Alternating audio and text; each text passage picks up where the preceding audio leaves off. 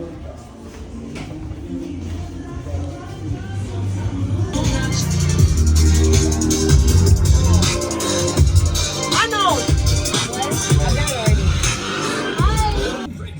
to feel the beat, drop the bass, and crown the ultimate DJ.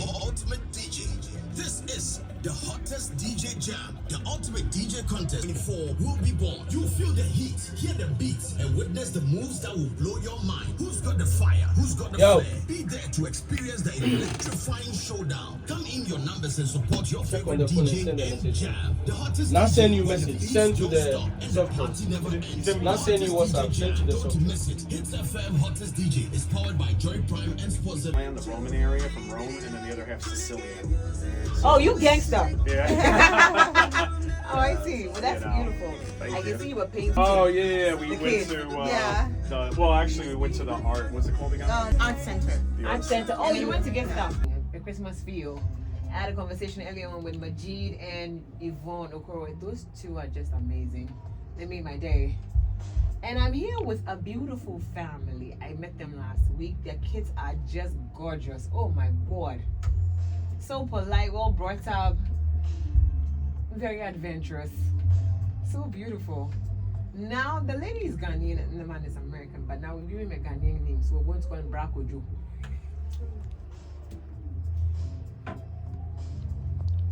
Today we're having a lot more conversations and interviews. I'm going to be leaving you that so that you can experience different things. We're not going to have conversations about this is family, so we're going to have more.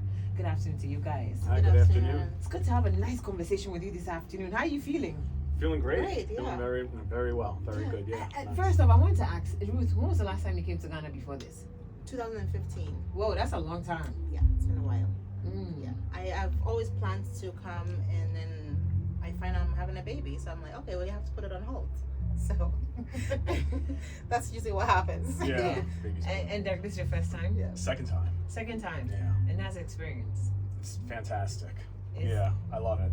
You love it? Yeah, this country's amazing. The people, everyone's been super friendly, nice, polite. The culture, the food, just everything about it's just nice. Like I really enjoy being here.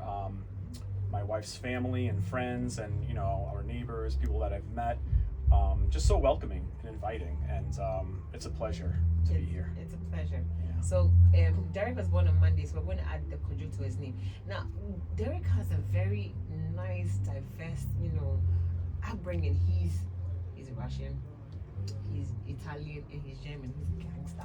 And then the Russian part of it, the Italian part is from Sicily, bits and bits. The whole gangster with the Russian and everything. I'm so excited for him. Just trying to come up with things, but now he has a little Ghanaian in him too. Yeah, absolutely. Yeah, and I like how he talks about Ghana. He went to the art center to learn how to play the African drums, and he's pretty excited. So what do you do for a living?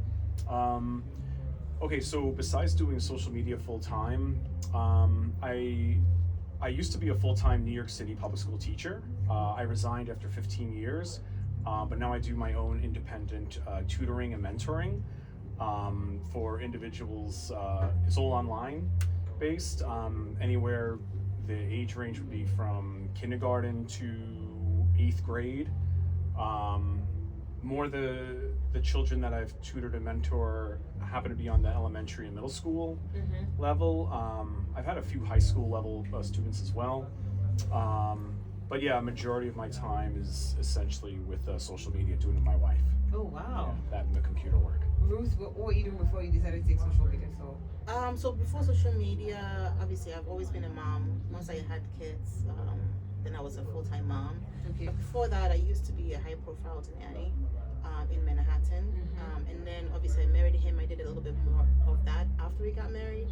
And then once I found out I was pregnant, I was like, I can't do both.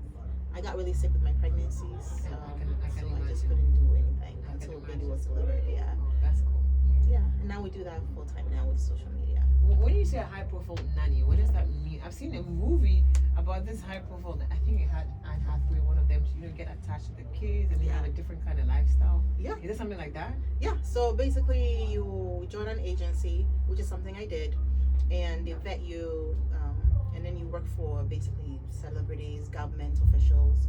I worked for one of the number one, a billionaire family. And yeah, it's a beautiful thing because these kids are yours. Yeah. Well, they are everyone.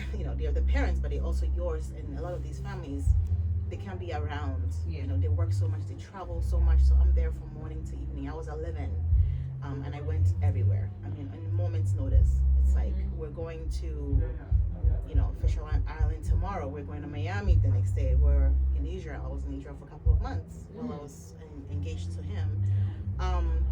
Yeah, so it's a lot, but it's beautiful. It's a beautiful thing, and you do get attached to these kids. I mean, he knows because a few of the times I didn't want to leave. So you're still in touch with the kids that you took care of? Yes, That's beautiful. Yeah, I mean, we've gone to them many times,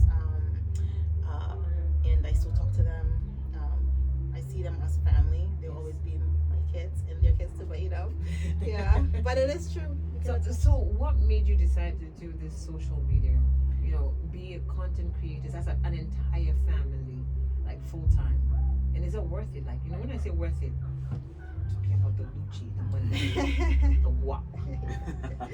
Yeah, I mean, essentially, social media. Being a social media content creator, it is, something of a sort like how you see movie actresses and actors in the way they make movies and stuff. This has more of a personal touch to it. You can't really say hello to them. You're in the TV industry or whatever. But with us, it's you can meet your favorite person on the side of the street and say hello. In terms of how being lucrative, it is lucrative, especially if you have a lot of engagements, you have a lot of followers, you're posting a bunch, and you really have the viewers, and you're locked in, and you're kind of having this journey with you. I know people who, for us, I've gotten pregnant. I've shared my pregnancy story, and then we're going through the pregnancy, and we have the baby, and everyone is like excited, and they see you as an extended part of the family. Yeah. And so Yeah. Excuse me. I think it first started off more as like as a hobby for us. We weren't making any money on any videos. We just decided to do it it was just me and Ruth actually before Summer was born, and we were just fooling around with each other, pranks and this and that. Just our life is like an interracial couple. And then, as we started accumulating more viewers and then Summer was born, we realized that, we were able to monetize the videos on the platforms. And, it started bringing in some money. And then it was just enough where Ruth pretty much could stop, being a nanny, but I still had to be a teacher because there just wasn't enough money. But, I mean, by the grace of God and, through sheer luck, I guess, and a little bit of everything else, we found our viewership. And we were one of the fortunate ones where, we acquired enough followers, viewers, and just people watching our videos where we were able to monetize and make it full time. Like I was able to resign from teaching. I didn't retire. I didn't quit. I actually resigned so I can always go back if I need to. But for right now, both of us working full time, social media, it's enough to Mm-hmm. cover the bills and have a little bit extra. That's So beautiful. it's good, It's yeah. like it seems like a well thought and planned thing. Yeah. And I like that for both of you because I'm a parent, so I know how it feels like to manage the kids and even having enough time for them. Doing this kind of job is really exciting because you don't get to miss out on the tiny things that happen. And I've seen your kids; they're within that, the age range that you teach. Yeah. So I wanted to ask you, did you get to teach them? Yeah, I mean, I try. I mean, okay, so that's the thing. I definitely try to. Both of us do. They don't take me as seriously as their teachers do. So, like, a lot of the times they just kind of roll their eyes at me or just try to think for of the something girls, else right? to do. Yeah, especially the girls who just want to play or do something else. So, like, are you really teaching us? Like, come on, like, let's have fun. Let's play. Let's do something else. So, so their preschool teachers, kindergarten, first, elementary school teachers definitely have, they have their hand at them, but for sure, like homework and everything else, extra help, I'm always there for them 100%, and anything they need, I'm there for them. Yeah, I saw them, and they're so well brought up, sitting around plays and everything, and I like that. It takes a lot for have a kid to be able to sit down around plays. Yeah, when you have your child who's able to do that when you go out in public, you're doing a good job because how kids can get out of control sometimes, and that's a great thing. And I love how friendly and respectful they are. It's a new place, you meet them, and they're so sweet. Yeah. That's Yeah. beautiful. Thank Yeah. you. Like, but what's up with the name? sometimes you have to put a lot of thoughts into coming up with a name for something that you're working on, and for us creators, we have to do that on a constant. But a life less scripted. Where did that come from, and why that? Well, Ruth was the one who came up with the name. Like, we had a bunch, and I was really happy she came up with that one. Do you want to take it? Because we're doing YouTube for a while before we even got onto Facebook, and with YouTube, the video's a bit more different. It's a bit more polished, or a bit more, you go out, you edit your videos, you shoot your videos, and you edit, and you kind of like edit all the bad stuff. Like, so your kid, and then they're throwing a tantrum, you take it out, and then you just forward it to the part where the kid is being cute, and then everyone sees your kid as the best kid on the internet. And for me, I started noticing like that is not real, because then people who I'm watching think there's something wrong with your child. Why can't you be just like that child? Meanwhile, we all know the kids are kids. They'll always be kids, right? They're still learning. We're adults. We have to teach them, have patience with them, but they're still developing. Part of their frontal lobe is still not developed yet. They're still learning. So that's when they're going, we got to do something different here. We got to show the realness of what it is. Yes, we do get a bunch of backlash for it, right? Sometimes. But we still have to show what is real. At the end of the day, it is what it is, right? So that's where the life less scripted comes out of. It's less scripted, meaning... And it's just real. Exactly, it's real. Yeah, I think...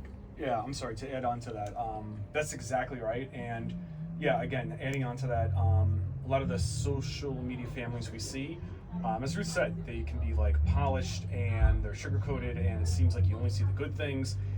And unfortunately, I think the reality of social media is one of the bad parts is that some people, they watch it and they aspire to be that perfect. It's not just with families, it's with like a lot of individuals that you see, celebrities, whatever, like, oh, I want to be that. I want that beauty, or I want that lifestyle, or I want that.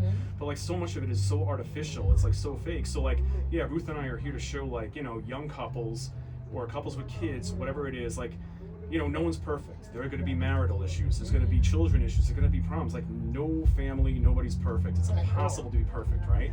So, you just do what you can. And in the end, love conquers all. Like, we're together. We love our kids. We do anything and everything for each other. And it's been working out great. I love that. The part about, getting the backlash. Like I always say, no parent has a manual. We're never given a manual to bring up our kids. We just learn as we go. And for a parent, I know that I make my mistakes, and they bring the best out of you.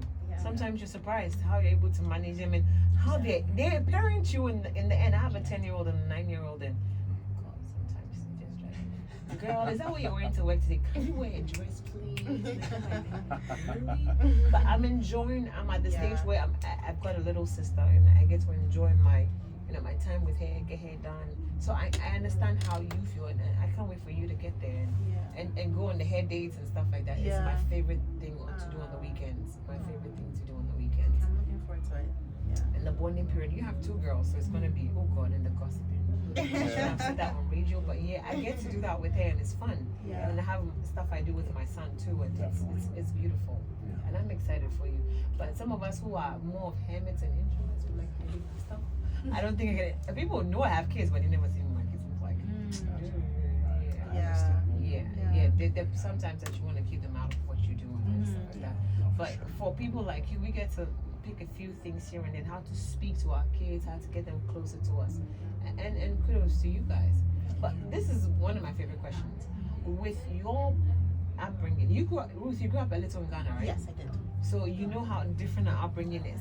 And with Derek, your upbringing, the mix, the gangster mix. With that mix, and then growing up in the US and everything, and coming together with an African child, our upbringing is beautiful and different. How does that, how do you blend all of that in bringing up the kids?